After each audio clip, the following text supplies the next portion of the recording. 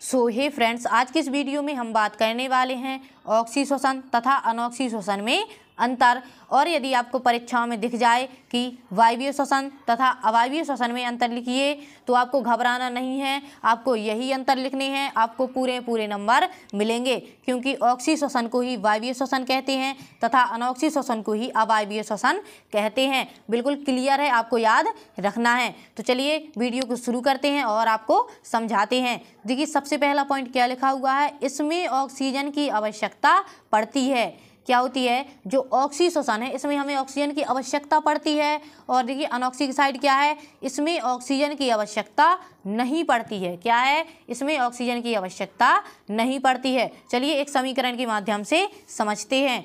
तो चलिए सबसे पहले समझते हैं ऑक्सीशोषण को। ठीक है, तो क्या ले लेंगे हम, ग्लूकोज ले लेंगे सबसे पहले C6H12O6। ठीक है, साथ ही साथ हम लेंगे 6 अणु ऑक्सीजन के। कितने अणु लेंगे हम, 6 अणु ऑक्सीजन के ले लेंगे। तो जब हम ग्लूकोज की, ये क्या है ग्लूकोज, ठीक है, और ये क्या है ऑक्सीजन, ये क्या है ऑक्सीजन। ठीक है, तो जब हम ग्लूकोज की और ऑक्सीजन की क्या कराएंगे, अभिक्रिया कराएंगे, तो देखिए हमें 6 अणु मिलेंगे किसके, कार्बन डाइऑक्साइड के। ये क्या है, कार्बन डाइऑक्साइड है, ये क्या है कार्बन डाइऑक्साइड। ठीक है, 6 अणु हमें कार्बन डाइऑक्साइड के मिलेंगे। साथ ही साथ 6 अणु हमें किसके मिलेंगे, जल के मिलेंगे। किसके मिलेंगे, जल के मिलेंगे। और साथ ही साथ 673 कैलोरी ऊर्जा, कितनी ऊर्जा, 673 कैलोरी ऊर्जा भी प्राप्त होगी।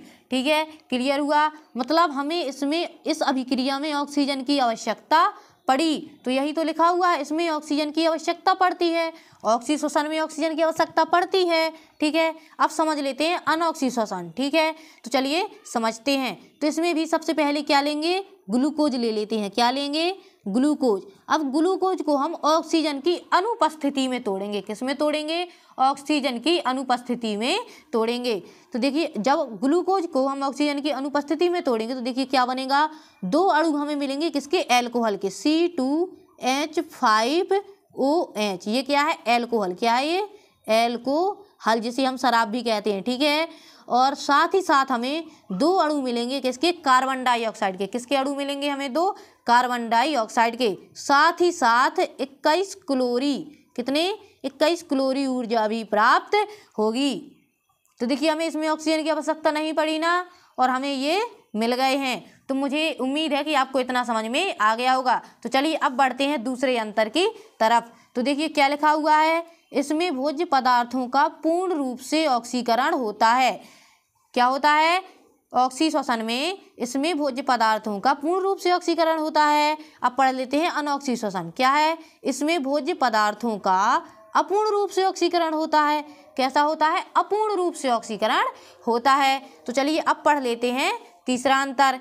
क्या है, इसका अंतिम उत्पाद CO2 तथा H2O है। क्या है, इसका अंतिम उत्पाद CO2 तथा H2O है। जैसे कि मैंने आपको सभी क्रिया बताया, देखिए यहाँ पे अंतिम उत्पाद क्या बना, CO2 बना तथा H2O बना। ठीक है, अब पढ़ लेते हैं अनऑक्सी। क्या है, इसका अंतिम उत्पाद CO2 तथा एल्कोहल है। क्या है, CO2 तथा एल्कोहल। तो यहाँ पे देखिए क्या है, एल्कोहल बना ना, और CO2 बना। ठीक है, ये क्या अंतिम उत्पाद हैं, तो हमें CO2 और एल्कोहल प्राप्त हो गए थे। ठीक है, अब पढ़ लेते हैं चौथा अंतर। क्या है, इसके फलस्वरूप अधिक मात्रा में ऊर्जा उत्पन्न होती है। क्या होती है, इसके फलस्वरूप अधिक मात्रा में ऊर्जा उत्पन्न हो जाती है। देखिए यहाँ पे 673 कैलोरी ऊर्जा उत्पन्न हुई। ठीक है, अब पढ़ते हैं अनऑक्सी की साइड। क्या है, इसके फलस्वरूप कम मात्रा में ऊर्जा उत्पन्न होती है। जैसे कि आप यहाँ पे देख सकते हैं हमें 21 कैलोरी मिली, मतलब कम हमें ऊर्जा मिली। ठीक है, तो चलिए अब बढ़ते हैं 5वें पॉइंट की तरफ। क्या है, यह पौधों पर विषकारी प्रभाव नहीं डालता है।